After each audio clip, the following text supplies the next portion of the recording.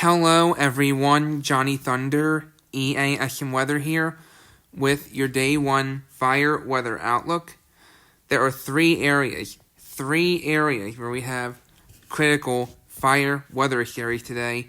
One covering southeastern Wyoming, second one covering parts of the Oklahoma Panhandle, northern and southwestern Kansas, eastern Nebraska, southeastern South Dakota, southwestern Minnesota, and western Iowa. A third critical fire weather series today covers southeastern Alabama, parts of the Florida Panhandle, southeastern Georgia, and parts of South Carolina. Cities in the critical fire weather series today include Omaha, Nebraska, Lincoln, Nebraska, Sioux Falls, South Dakota, Columbia, South Carolina, and Sioux City, Iowa. And there are three areas where we have elevated fire weather series today. One covering east central Nevada, northwestern Arizona, and parts of western Nevada. A second elevated fire risk today covers far northeastern Utah, most of Wyoming, northern and eastern Colorado, northeastern New Mexico, parts of the Panhandle of Texas, northwestern Oklahoma, parts of the Oklahoma Panhandle, western and eastern Kansas, western half and far southeastern Nebraska, parts of South Dakota, parts of Minnesota, northwestern Wisconsin, parts of Iowa, and northwest Missouri. A third elevated fire risk today covers southeastern Arkansas, east central and northeastern Louisiana, most of Mississippi, southern Tennessee, most of Alabama, the Florida Panhandle, much of Georgia, parts of South Carolina, and most of North Carolina for the elevated.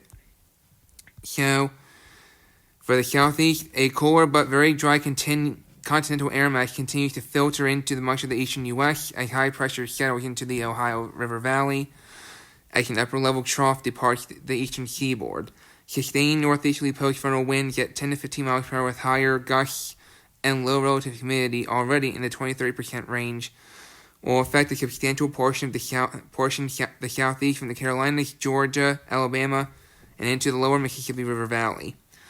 The strongest corridor of northeasterly winds reaching 20 miles per hour at times will be across the coastal plains of South Carolina, Georgia, and into the Florida Panhandle, supporting critical fire weather conditions within dry fields and extreme drought. A slight northeastward expansion of critical highlights were made into central South Carolina based on current observations, and short-term guidance trends. Alright. Northern and central northern Great Plains, no significant changes were necessary from previous outlook. An expansive region of high return flow commencing between surface high pressure across the Ohio River Valley and nascent league troughing across the central and northern high plains will persist through today under a reinforcing southerly low-level jet. South to southwest winds of 23 miles per hour with relative humidity of 15 to 20% will bring critical fire weather conditions to much of western and northern Kansas, eastern Nebraska, into portions of the upper Midwest. Marginally lower wind speeds and slightly higher relative humidity will still support an elevated fire weather threat adjacent to this critical area. Southeastern Wyoming, dry and breezy conditions developing under modest mid-level flow, supported by a well-mixed boundary layer, are expected across much of central and southern Wyoming today.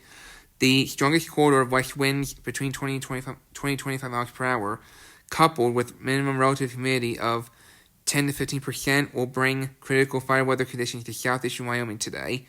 No significant changes to the critical and surrounding elevated highlights were necessary with previous forecasts on track. Southern Great Basin and Arizona Strip.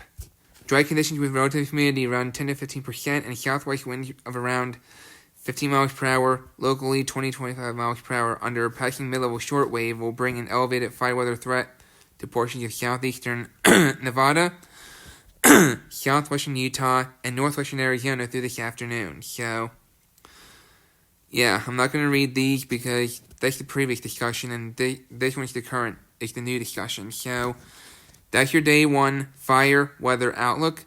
Stay safe and vigilant in these areas today.